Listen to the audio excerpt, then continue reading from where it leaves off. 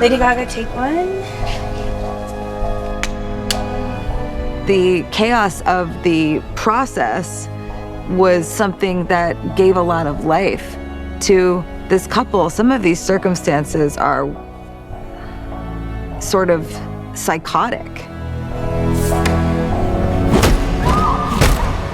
Everything was grounded in something real because this was who they really were.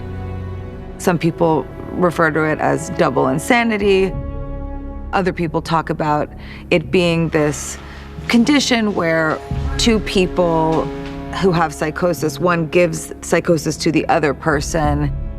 They believe a shared fantasy, a shared delusion, and to each other and those around them, they will defend their fantasy at any cost. And also, a very extreme version of what people do when they're in love. We thought it was really important, if we're gonna do music in the film in the way that we did it, that the person we cast opposite Arthur kind of brings music with them. Scott and I just sort of kind of started writing it with her in mind. Where it was at the very beginning was a sequel for Arthur Fleck, but an origin story for Harley Quinn. I worked a lot with Todd and Joaquin every single day on how to bring out her humanity amidst a story that's wild. How can you love someone like him? How could I not? He's gonna set the world on fire. I found her to be without ego and had such a fierce determination to get right in with us and go wherever it led us. Going through the screen test process was when I met Joker for the first time. And I had that kind of fan experience of, oh my God, that's Joker. I thought, this is perfect. This is Leigh. We didn't really fully calibrate Leigh until about 2 weeks into filming. And it took us that long to figure out how we orient her gravity to be in Arthur's orbit, because this movie is very different than the first Joker, but the world is still there. A lot of us had done the first film, so we understood the methodology of like preparation and then throwing it all away. And she was able to make those adjustments and discover the character in real time. A lot of the magic happens in those spontaneous moments. You know, things that maybe weren't planned, an idea that happens in the moment. That's really some special stuff. It was like free jazz. Yeah. You know, you just get in there and you start playing. It's exciting and it doesn't make things boring, because sometimes we're stuck on set and everything goes by plan and it gets kind of boring after a while, but never on this movie. There's always something exciting going on. Things change, we reshoot things, and then it's completely different to the script and everybody changes their mind, but it's kind of fun. The creativity really shines, actually.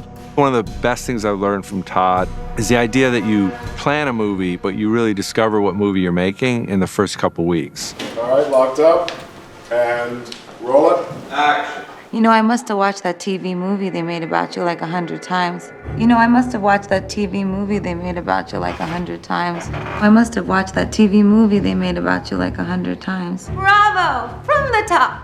Do it again. Great. Cut. I must have watched that TV movie they made about you like 20 times. Good. Nice. I made it a little lower because it's a little high. Yeah, I thought so too. I must have watched that TV movie they made about you like 20 times. The first time he sees Leigh, and it's the first time we feel really any warmth in the movie. Music and action.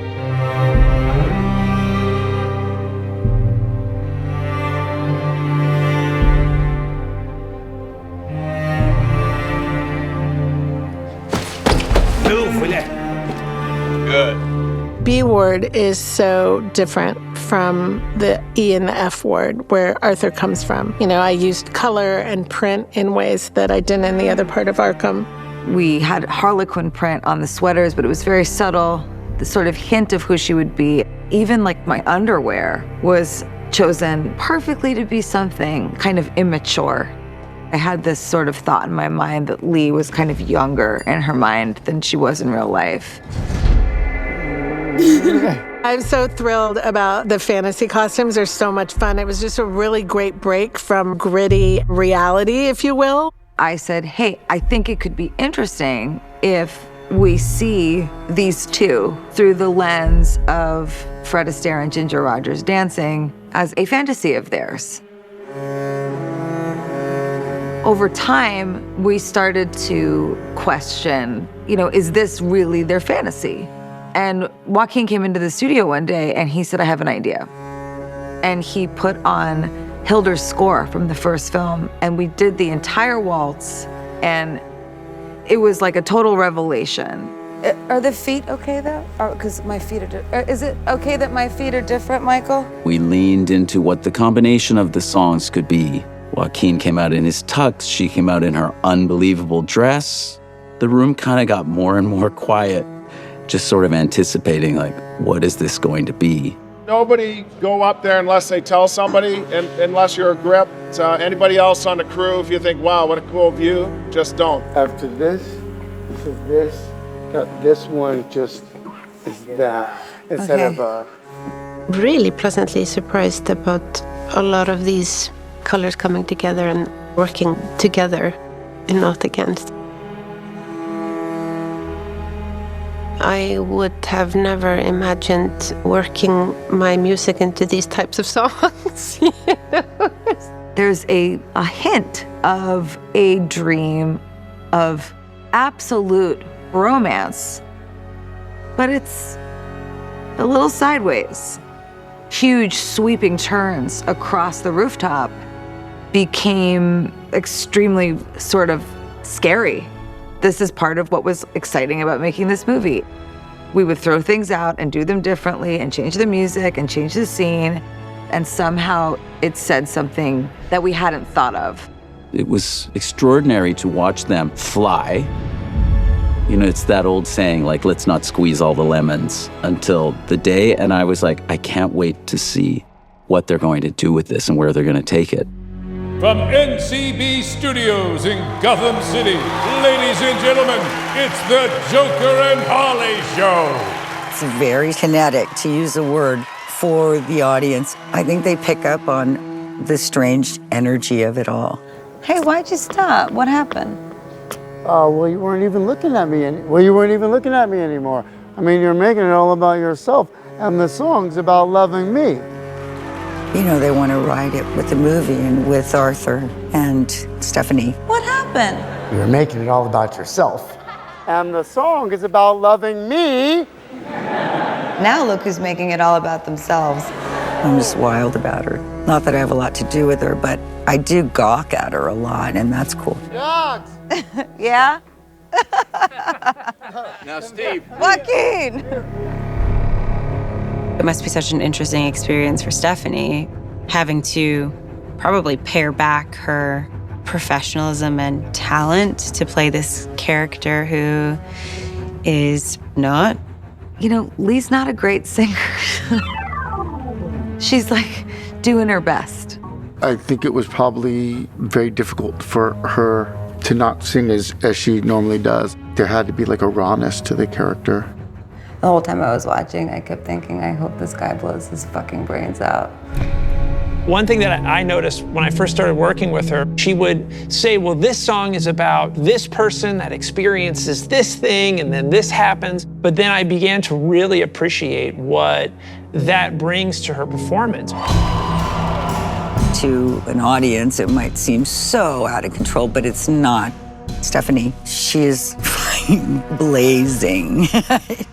You really only hear me sing full me for maybe one scene.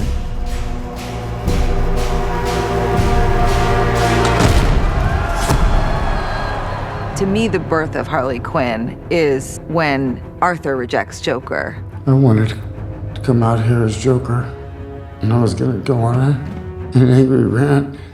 And Harley has fully retreated into a fantasy to survive without him. And at the end, she kind of discovers who she's gonna be for the rest of her life. When we have big heartbreak, it kind of just defines who we are. The diamond eyes that I created was meant to really celebrate Joker. Harley is Leigh's Joker makeup mixed with her tears. She is brokenhearted, but she will go on that way. And that's the only way she can go on. I always knew who Leigh was inside, but I never came to set with a preconceived idea. In fact, I worked really hard to throw those ideas away and just try to be as honest as I could in every scene.